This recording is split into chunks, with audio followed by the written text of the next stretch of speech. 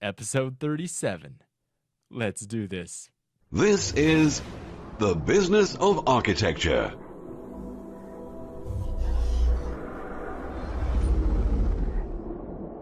Helping architects conquer the world. And here's your host, Enoch Sears. Welcome back, Architect Nation. Hey, first of all, I have to thank Charles.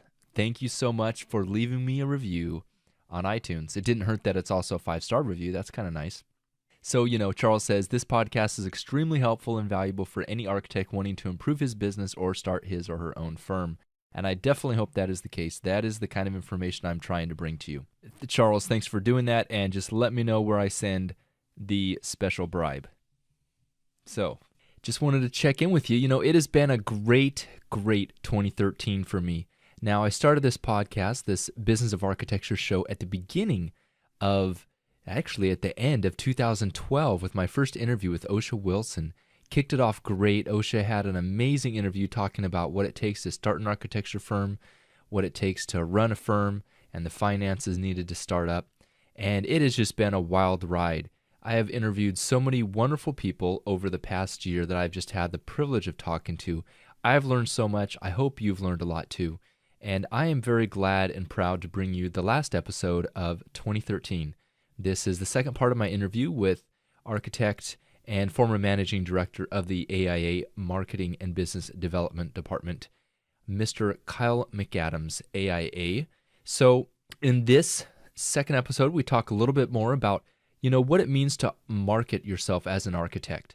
And, some of the things that marketing students learn during the college years that us architects, when we're, have our heads down building chipboard models and focusing on, transparent spaces and phenomenal transparency, these are the things we miss. So I just hope you enjoy this episode. I really enjoyed talking with Kyle during this time, and I learned a lot, and I hope you get something out of this that'll help you in your firm.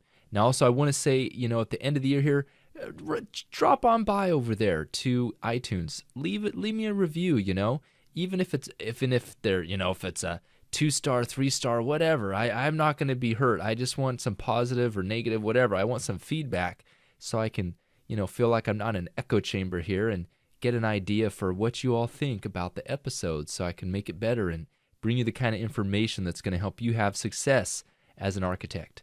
So without further ado, here's the show, part 2 of my interview with architect Kyle McAdams. Well, welcome back, Agile Architects, to our second episode. We're joined today by licensed architect and former managing director of marketing and business development for the National American Institute of Architects, Kyle McAdams. And he is, in his own words, an evil marketing genius. And as you listen today, you'll find out why. So, Kyle, are you going to share your evil secrets with us today? That's all I'm here for. Just don't tell anybody. But these are, it's funny. You make it sound like it's evil secrets. These are actually like, basic, very core marketing, like the ABCs of marketing, really. It's just that, in the architectural education, it's just not, we don't ever get there. We don't have the time. We spend so much time in design that this is really like speaking English in an English-speaking country. If any of my former business school colleagues were watching this, they'd be like, duh, like, wow, that was insightful, Kyle. But, it's just that, they thought I was crazy when I talk about structures in business school, because architects are like, well, of course it's a concrete structure, duh. But to my business school colleagues, it's like, wow, what do you mean by that? So it's all about what you're taught. Well, exactly. And you are a business development executive, and you have a career of experience in marketing. And so, yes. As architects, we're technicians, we're people that we get and we understand architecture. And so a lot of times, like you said, the ABCs are revelatory for us because we didn't go to business school and we didn't have that grounding. And it honestly takes time to get that. So thank you for coming and sharing that experience with us, especially since you can speak to it from an architect's perspective. That's actually very rare. And so it's wonderful to have you on the show. Thanks. That's why I'm an evil genius. So last time we talked about the 3 C's of marketing and the 4 P's, and we talked about how so much effort goes into, before even we start promoting, there's a lot of background effort that goes into understanding the market and positioning ourselves and making sure that we have all of our ABCs, so to speak, in the right order. Right. And then today we promised that we would talk to them a little bit about the funnel, a little bit about the pipeline. And I'd like to start out with some stories about your early career working for a firm that did some school district work. And then can you tie that into the funnel with us and sort of explain where do we go from here? We've done our promotion. Yes, absolutely. And I brought a visual aid with me today. This is my funnel from my kitchen. Very nice. Yes. I like that. That's actually going to help those people who listen by podcast. It's going to give them incentive to come on and watch the video, because now they're wondering, what is Kyle holding up? Yeah, you're only getting 50% of the experience. So describe it to us. What is it for those people who can't see it? It's a funnel. It's a white funnel. Looks very classic. Has nice proportions to it. But it's here to represent something. And I think I've looked at some of the past episodes of Inux, and we talked about, various people have talked about the funnel, but there's different ways to think about the funnel.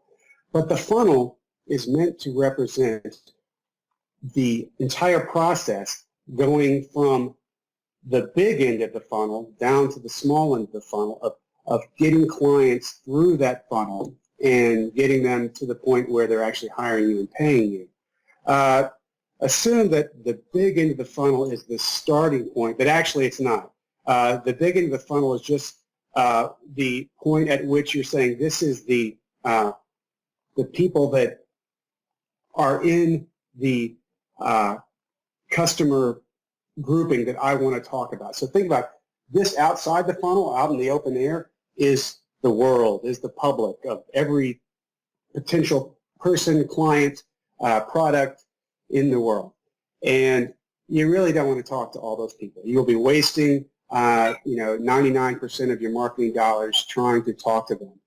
But people that are in this world, let's say, given my experience was working in Austin, very first job in an architecture firm in Austin, trying to find schoolwork, designing schools for the firm I was working in. So our funnel was people involved in schools in a 200-mile radius of Austin, Texas. So that began our funnel there.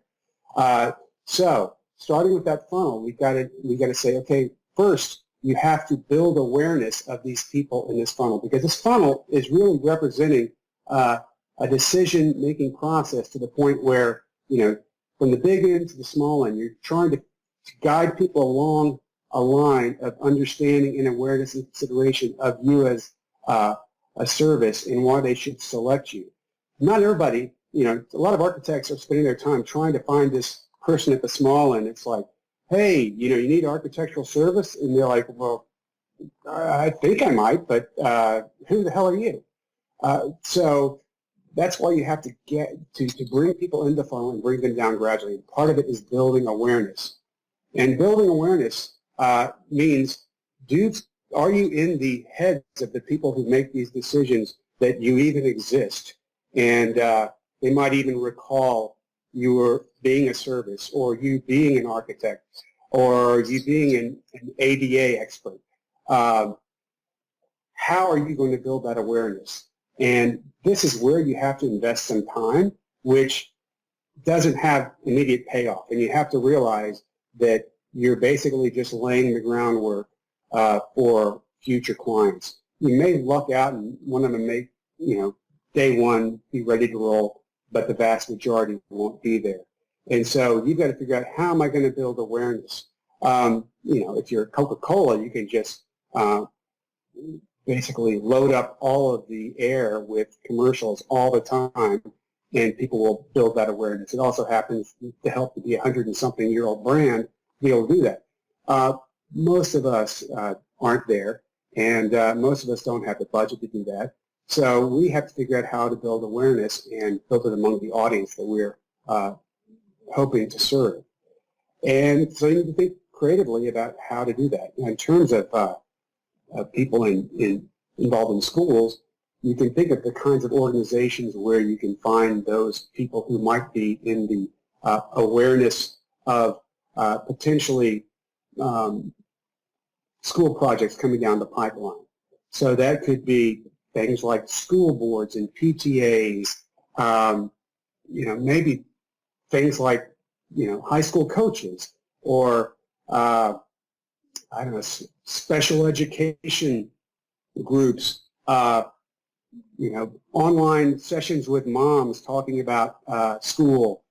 You can find, just if you think in terms of who would be interested, who would be, if not the decision maker, an influence of this decision maker, and how do I get among that audience, and not necessarily saying, hey, hire me to make a school for you, but rather, how do you make the entry and look like a person they want to work with, right? I said it last time is people like to work with people they like. So how do you become a person they like and a person they associate solving school needs with?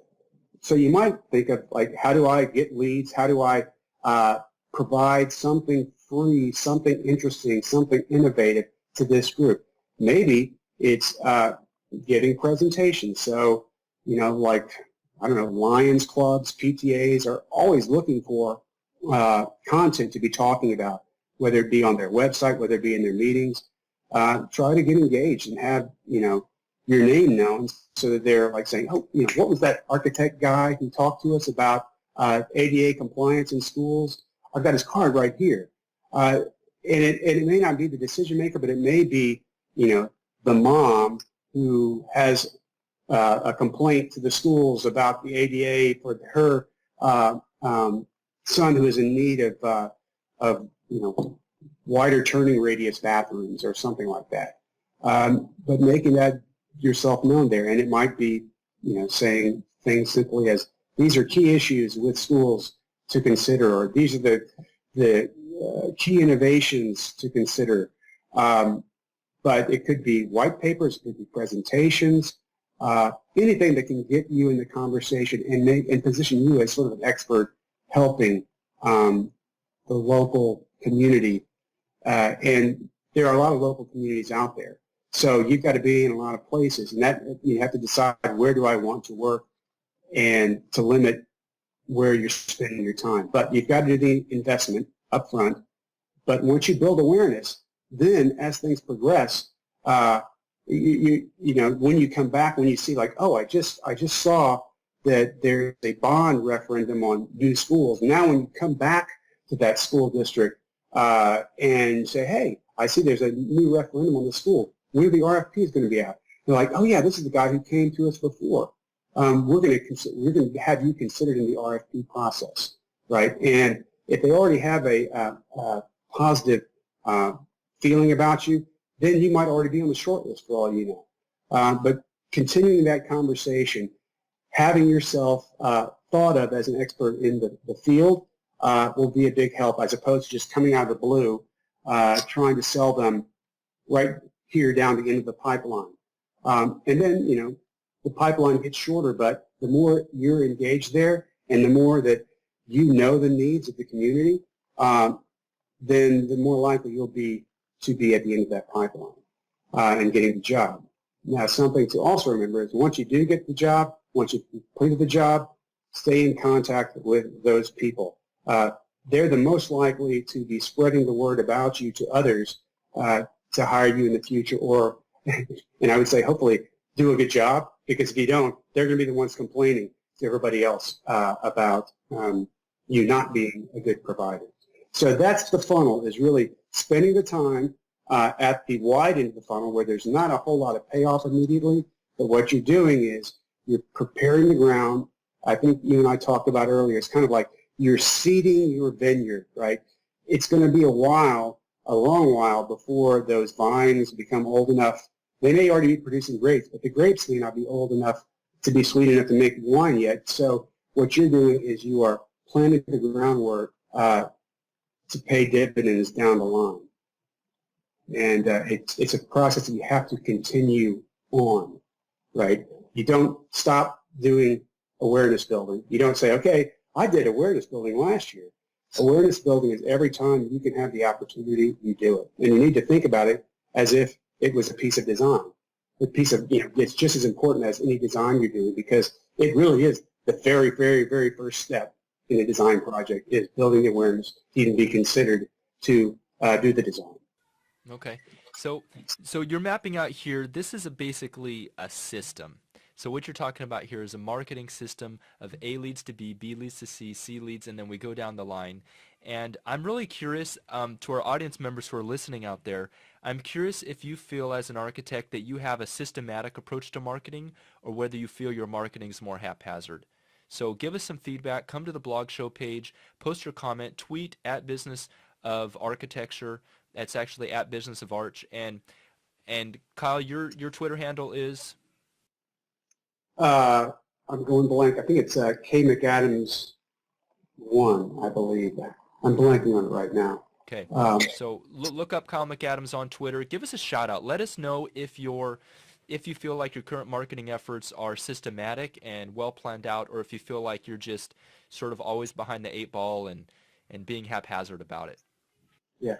And if anybody wants, I'm also, my email is Kyle McAdams 62@gmail.com. Thanks for that, Kyle.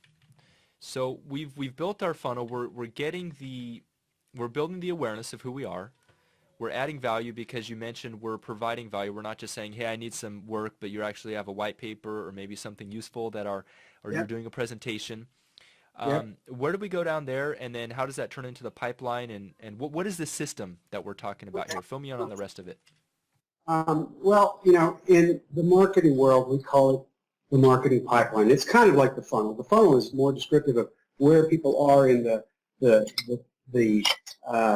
thinking about you, how people think about you, how people know about you.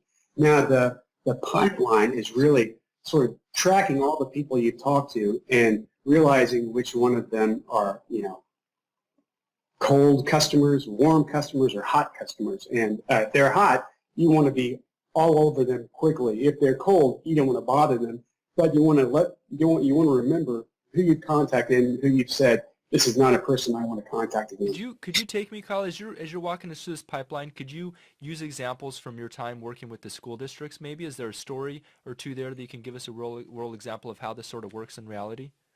Probably not the school districts, because realize I wasn't. Any of your past experience. Most of you probably are aware of AIA contract documents. Because I think we've heard of those a few times. Yeah. And if they're abroad, then they probably still know of them. Yes, in England or Australia. And I had the pleasure of being the head of marketing and sales for AIA contract documents for 3 years. And so I just mentioned them, and so we've got this great awareness builder in that most schools of architecture across the nation use them in their curriculum, which is great. Thank you, schools. Continue that. And so we would have a pipeline of trying to sell contract documents to them. Lead generation is the starting point of the pipeline. And sometimes you can buy lists of potential customers. Sometimes you can gather names. But somehow getting people that might have a chance of being in the world of consideration that you would consider as clients at some point in time. So we think about the lead generator, and that can vary by profession, but it's, I think, one of the best lead generators possible is if you can provide some information that somebody really can find useful and you get it to them for free. When I was with the contract documents, one of the things that we found really useful, we all studied them when we were in school, but by the time we start our own firm and we're a new architect going out, we may not remember everything that we need to remember about the contracts. And so we gave education sessions on the contracts by webinar, at our convention, at various local chapters across the nation. And the people who would attend, we would get their names, and we could market to them later on. But that was a very intensive way of doing it. What we found is if we do webinars and we can project them to the masses, realize we were marketing nationally, we can describe, we found ways of describing the relationships between all those contracts were more easily understood when we would make diagrams of how, A104 deals with, A107, or I'm making these up, like I can't remember them off the top of my head. But they're all really describing relationships between an owner and an architect and a architect and a consultant, an owner and a contractor and a subcontractor. But they're all different kinds of contracts for whether you're doing design build or design bid build or integrated project development. And they all work in a system together, and they all refer to each other. And it's just hard to keep track of all the contracts and the relationships that they define and where they go to. So we developed, because architects are visual, we developed diagrams that described all of those, and people found them incredibly useful. So for us, when I was the head of marketing for the contract documents, and you can still get them, as a matter of fact. If you go to the AIA website, you can get the contract diagram booklet that I created, but people would love those, and they would give us their email address, and they would be able to download. We'd email them the download link, and they would get something useful out of it. We would get a contact, and we would know, oh, you're obviously in need of contract documents, or at least in the awareness world. And so we had a pipeline where we could say, where do we get these names and contacts? And if they came from the diagrams, we knew they were probably pretty hot. If they just came from stopping by our booth at a trade show, maybe not so much. If we just bought them, that could be really, that's the last ones you get to if you get to all the other ones, because it could be, they could have no interest whatsoever. But you contact all those people. Some of them progress further down the pipeline and get to be, hotter and hotter potential clients, and you keep track of how you contacted them, which sources of the lead they came from, and so you can begin to realize which are my best leads over time. And you also begin to realize, when did I talk to them? What did I talk to them about? What were their responses? And if they're hot, you kind of can tell yourself, when do I get back to them? If they're a cold client, maybe get back to them never, or maybe once a year. If they're somewhat warm, you want to somehow contact them and be in the conversation, 3 months, 6 months, set up whatever your contact time frame is. And if they're hot, you want to talk to them a lot and make sure you are in the conversation of being purchased or being talked to. And I'm talking about this pipeline, and I want to, and this is the one thing I hope many of you will be able to look into, maybe you already have, is Salesforce.com. Everything I'm describing to you in the business world is called customer relationship management and sales leads and the sales pipeline. And the company Salesforce.com has built their whole existence around managing that pipeline, and they have software and tools available. They're in the cloud, so you might not even have to download anything, but just manage it from the cloud for as low as I've seen it starting at $5 a month.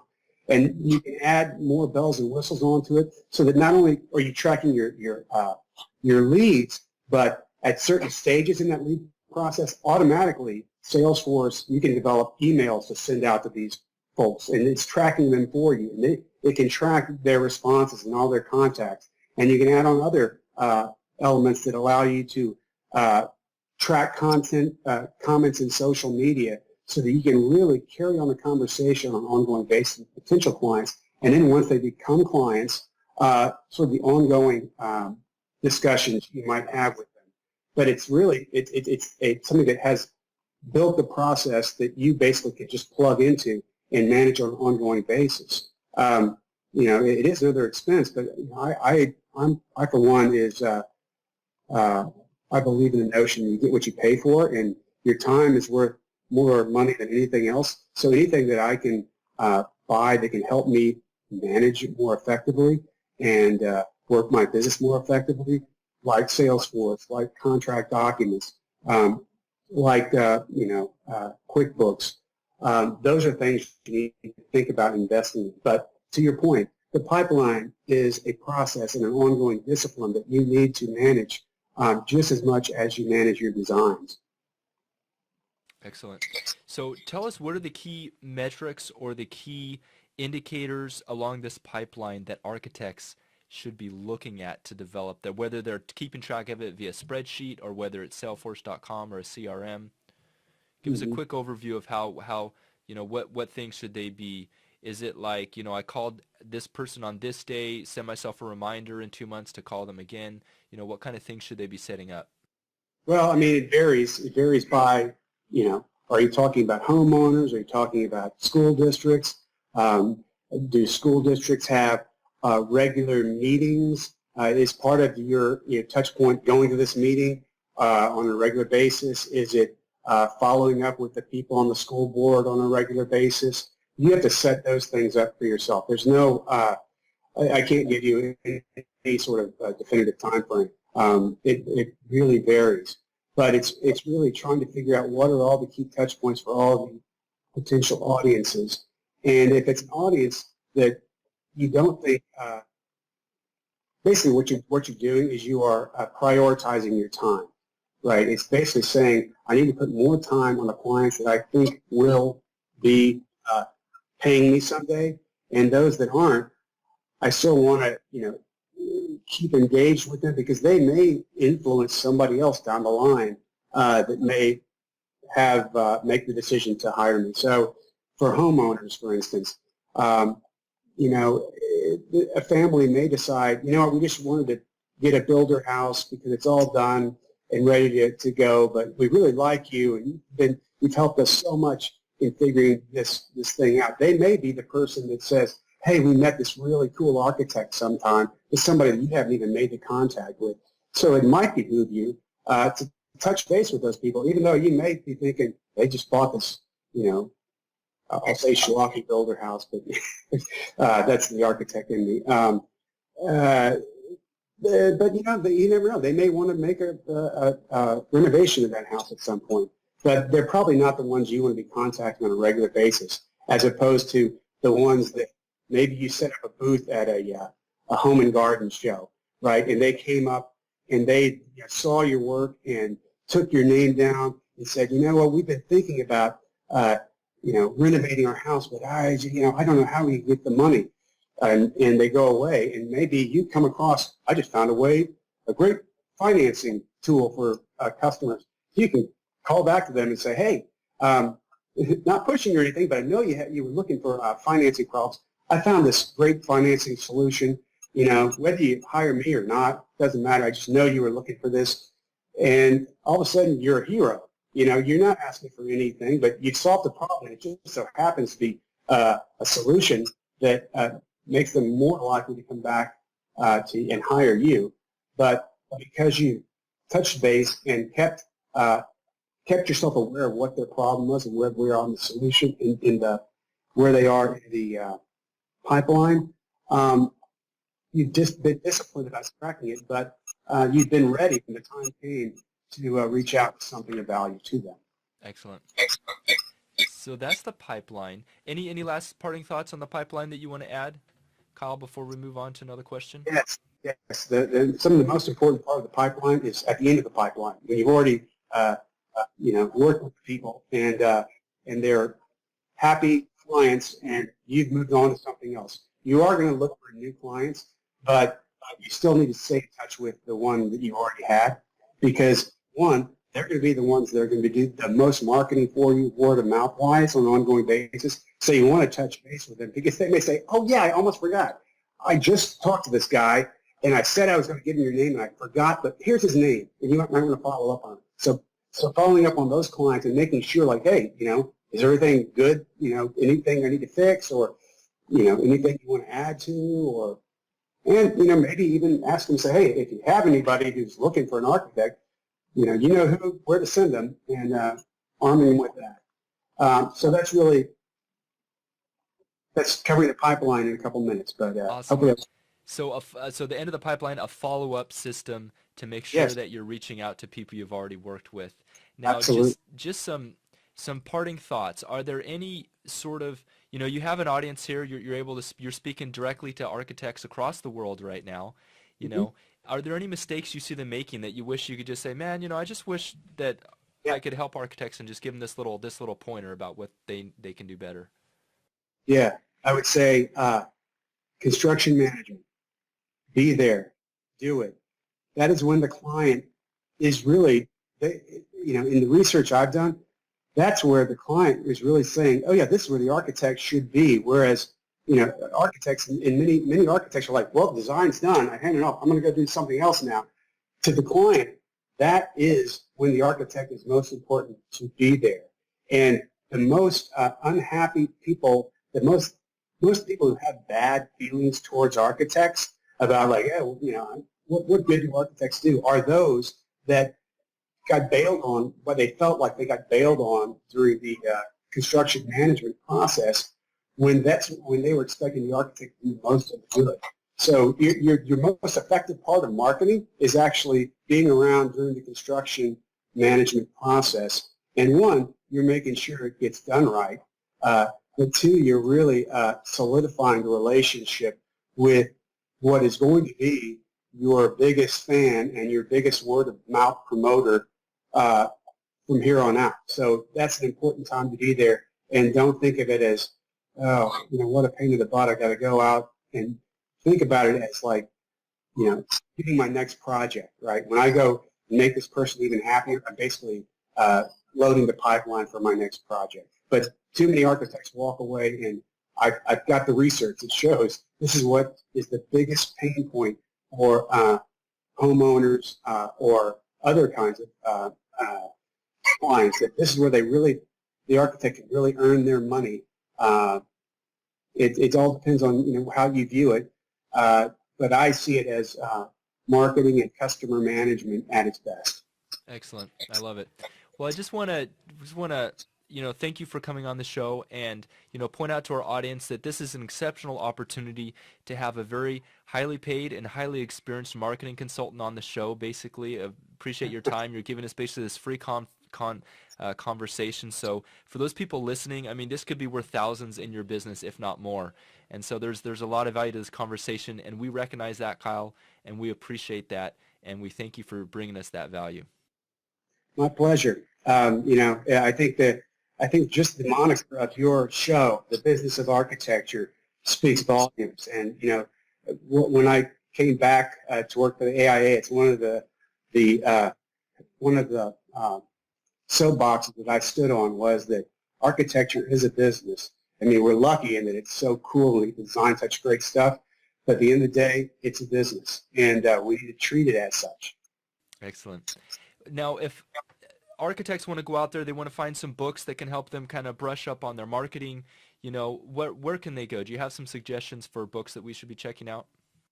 Well, there is a sort of a Bible to marketing, right? And it's like all the business schools that I won't say all of them, but the most used and most referenced is Philip Kotler on marketing or marketing management. I think he was a professor at the Kellogg School at Northwestern, but he's really thought of as the guru of marketing. And I would highly suggest that book. There's another book, and I think he may have wrote this one too, called Building Strong Brands. And it has less to do with something like architecture. It has more to do with, sort of classic brands, but it does really go through the discipline of creating your strategy before you go out there and promote, of selecting the right customer, of realizing what your point of difference is, of how you position yourself. And when people say positioning, realize what positioning is saying is it's the statement you're making to the customer you want to provide. You don't try to be all things to all people. You solve a specific problem, and only people with that problem you are addressing. And but that's a key decision that is part of the strategic process that he's really good. Kotler, that is really good about explaining. And sort of the self-analysis you need to go through to figure out who it is, what's your brand, and who you're serving. Okay, so the first one I have is Philip Kotler, Marketing Management. That's on Amazon. I'm looking at it now. The other one, Building Strong Brands. It says here David Aker. Does that sound familiar? Yes, that's right. It's actually Aker, Aaker. Yes, correct. David Aker. Both thought of as gurus in the marketing world. Excellent. I love it. Kyle, thank you so much for coming on the show. Thank you for the time you put in at the AIA promoting the interest of architects and the interest of the AIA. We appreciate that. My pleasure. Thank you. Okay. Thanks for being on the show. All right. Take care, Andy. All right. You too. Bye-bye. Bye. And that's a wrap for another show about the business of architecture. To get more resources about how you as an architect can raise your fees, land the projects you love to work on, and get the time in your day back, join the members-only Business of Architecture Insider List for free by going to businessofarchitecture.com/free. Enter your best email address there, and I will send you instant access to free resources, including my book, Social Media for Architects. If you'd like to discuss a thought or insight from today's show, visit businessofarchitecture.com/podcast. On that page, you'll also find my notes from today's show and the action items I took away from our conversation. Until next week, keep rocking and go conquer the world. Everybody knows that you just gotta do it anyway.